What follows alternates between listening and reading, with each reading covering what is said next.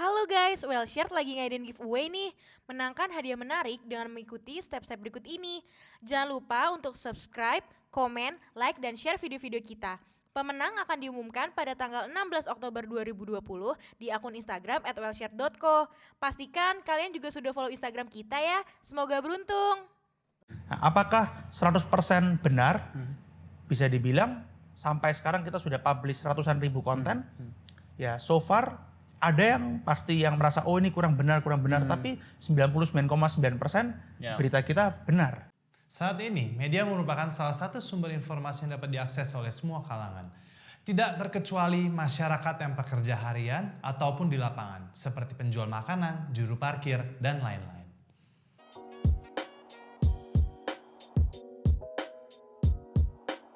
Ya gimana ya, kalau kita belum pernah lihat wujud aslinya gimana ya, korbannya pun kita belum pernah lihat sampai sekarang. Karena kan diberitakan sekian ribu, kita kan itu kan cuma di berita. Ya aslinya kita kan belum pernah lihat.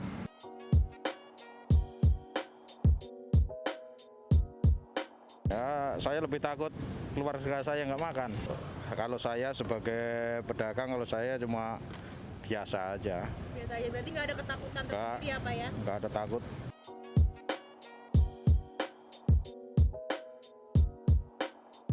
Ya sangat berpengaruh untuk media massa, itu berpengaruh banget besar.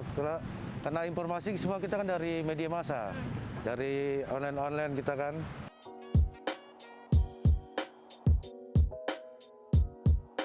Dibilang nggak harus percaya, kita harus percaya karena ini kan cuman bukan di Indonesia doang. Karena kan udah nyangkut dunia kan.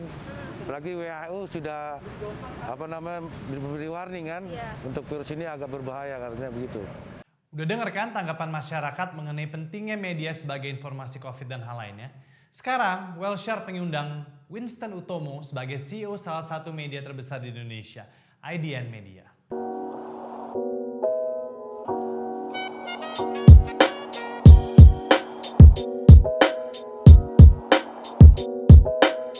Hai guys, selamat datang kembali ke Wellshare. Jadi hari ini kita mau membahas tentang industri media terutama di COVID. Jadi sekarang kan kita lihat banyak ya berita, dikit-dikit COVID, itu COVID. Cuma kadang kita lihat mana sih berita yang benar. Kalau untuk corona, ya kita nggak tahu ya, kita tahunya cuma dari media massa aja. Bapak sering nonton berita gitu nggak Pak tentang corona? Tak matiin. Kenapa Pak dimatiin? Ya biar nggak ketakutan. So, hari ini kita mengundang salah satu media terbesar di Indonesia. Langsung loh CEO-nya sendiri. Jadi kita ada dari IDN Media dengan CEO-nya Winston Utomo. Thank you bro udah datang, gue yang datang ke lo malah. Thank you udah meluangkan waktunya nih buat kita. Much appreciated. Thank you. Jadi hari ini kita mau ngobrol-ngobrol aja bro tentang ya of course COVID, and we would like to know more about gimana sih involvement media di situasi ini, terutama bagi IDN kan. Kalau IDN tuh fokus kalian memang banyak lebih ke millennials ya. Benar. Jadi kita menyebut diri kita sekarang adalah sebuah content platform company. Bukan lagi sekedar pure media, tapi a media platform company. Target audiens kita tidak pernah berubah sejak 2014 kita lahir. Kita menarget millennials dan Gen Z, yaitu generasi penerus bangsa. Kenapa kita menargetkan dua generasi ini? Karena for us, dua generasi ini memiliki peran penting terhadap masa depan Indonesia. Seperti yang sudah diberitakan, adalah 2045 Indonesia bisa menjadi negara dengan ekonomi terbesar keempat. Atau menjadi a high income country. High income country adalah GDP 12.000 US dollar ke atas. Sekarang Indonesia GDP 4.000 US dollar. Almost 5,000. Ya, 4.000-an ya US dollar. Artinya masih cukup jauh. Tapi positifnya kita masih punya waktu 25 tahun. Dan yang bikin kita semangat adalah Indonesia sekarang adalah mengalami demographic bonus. Artinya orang yang produktif usianya lebih banyak daripada orang yang tidak produktif. Oke. Nah, artinya we can actually achieve GDP yang dibutuhkan untuk menjadi a high income country. Tetapi ketika kita gagal dan di 2045 kita belum mencapai itu, kita bakal forever become a middle income country. Kenapa? Karena kita akan memasuki aging population, yaitu usia orang yang tidak produktif lebih banyak daripada usia orang yang produktif.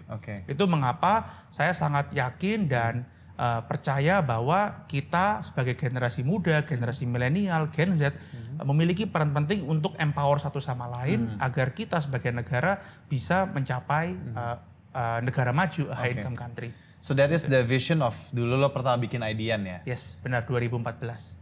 So how do you actually manage to spread the message to people about managing risk with COVID and everything related to it? Karena gue ngelihat sekarang di Indonesia terutama masih not everybody wears mask. Belum semua orang tuh wear kayak nggak boleh tos-tosan dan segala macam. But I'm just curious about khususnya media companies or maybe IDN tuh how do you actually try to educate them on that point ya? Yes, I think the bigger challenge that we face right now adalah imbalance dari informasi dan populasi. Artinya apa? 95% orang Indonesia tidak tinggal di Jakarta. Yes. Namun 95% konten itu tentang Jakarta di media. Artinya apa? Orang di luar Jakarta tidak memiliki akses to quality information. Artinya ada information gap yang sangat besar. Nah, dan Indonesia sekali lagi bukan hanya Jakarta, karena Jakarta cuma 5% dari populasi Indonesia. Yeah. Nah, ini adalah menjadi challenge bukan hanya kita sebagai media company, maupun tapi sebagai sebuah negara. Bagaimana kita bisa mengeducate, atau kalau di bahasanya kita adalah democratize information untuk semua orang Indonesia, mulai dari Aceh sampai Papua, agar semuanya well equipped with the right information and well equipped with the high quality content. Itu yang saya merasa challenge yang lebih besar. Nah, challenge ini lebih challenging lagi ketika adanya COVID. Ya kan, ketika adanya COVID, misinformasi banyak, misleading information banyak, awareness setiap orang berbeda-beda. Kita juga tidak bisa sepenuhnya menyalahkan masyarakat itu sendiri. Karena tingkat edukasi berbeda, tingkat konten yang mereka konsumsi juga berbeda-beda, background mereka berbeda, transparansi dari yang memberikan informasi, ya kan, kecepatan orang yang memberikan informasi juga berbeda-beda. Jadi sudah ada challenge di information gap, ditambah lagi dengan COVID ini, ya semakin besar challenge-nya, akhirnya terjadi seperti sekarang banyak sekali misleading information atau masyarakat Indonesia tidak dibekali dengan informasi yang tepat. Akhirnya mereka tidak aware seberapa bahayanya dan seriusnya COVID-19 ini sih. Oke. Jadi kalau kita lihat banyak berita-berita COVID kan mungkin lebih kayak lebih kayak instruktif atau scientific atau apa. Kan tadi kan lo mention you want to democratize ya, your message gitu ya. Itu biasanya upaya gimana sih bro untuk democratize itu? Apa dibikin lebih casual atau dengan konten-konten yang lebih relevan dengan tadi Gen Z, milenial itu seperti apa? Nah, jadi mungkin aku jawabnya di dua bagian. Bagian pertama adalah apa yang kita lakukan di IDN agar kita bisa meng-create konten yang relevan buat pembaca kita. Berbeda dengan media pada umumnya, makanya kita menyebut diri kita media platform, karena 40% konten kita itu adalah user generated content. Jadi siapapun bisa menulis konten. Pertanyaan berikutnya, loh kalau gitu kan bisa ada hoax, bisa ada misleading information. Nah, kita bentuk sistem di kita ada AI mesin yang melakukan first filtering. Itu filtering seperti typo, plagiarism, dan lain-lainnya. Itu sudah kita lakukan secara otomatis. Setelah itu kita lakukan ke human editor untuk melakukan fact checking dan lain-lainnya. Setelah melakukan kurasi beberapa tahap, kita barulah publish. Nah, apakah 100% benar? Bisa dibilang sampai sekarang kita sudah publish ratusan ribu konten. Ya, so far ada yang pasti yang merasa oh ini kurang benar, tapi 99,9% berita kita benar seperti itu. Ya kan? Terus yang kedua adalah bagaimana kita bisa menyampaikan ini, membuat konten yang relevan kepada pembaca. Banyak sih. Kalau yang dulu 2015 kita pertama kali lakukan, kita ciptakan listicles. Itu 2015. Listicles itu kayak berita itu ada 1, 2, 3, 4, 5. Pertama kali kita 2015 lakukan itu semua orang bilang kita kayak blog, kayak media abal-abal. Kayak blog-blog biasa lah. Ya kan? Tapi for me, I think it's how to make a relevant content. Kenapa? Kita, kamu, aku, all the young people, setiap hari dia buka apa di handphonenya?